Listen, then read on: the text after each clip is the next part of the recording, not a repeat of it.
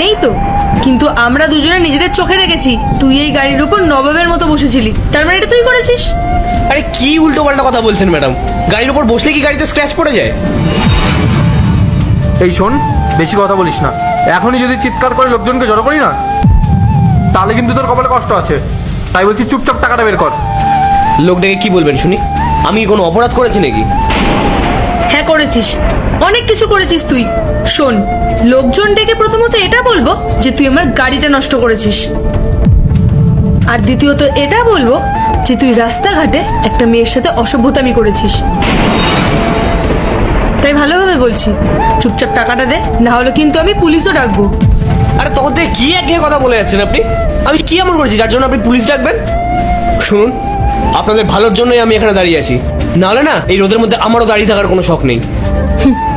আচ্ছা, তুই আমাদের ভালোর জন্য এখানে দাঁড়িয়েছিলিস? তা আমি কি জানতে পারি যে তুই আমার কি এমন উদ্ধার করার জন্য রোদের মধ্যে এখানে দাঁড়িয়েছিলিস? আর গাড়ির দিকে ভালো করে তাকিয়ে দেখুন, গাড়ির কাজটা পুরো খোলা। কি ব্যাপার পায়েল, তুই গেট আটকাসনি?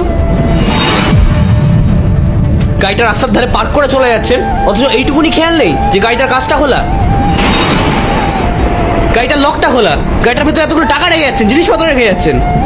এই রাস্তা দিয়ে কতগুলো লোক যাতায়াত করছে, যদি কেউ হাত ঢুকিয়ে টাকাগুলো বা জিনিসপত্রগুলো নিয়ে যেত তখন তখন কি হতো?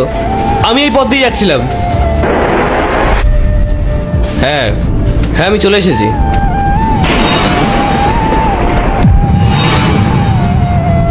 এক মিনিট রাখো তো ফোনটা, আমি পরে ফোন করছি।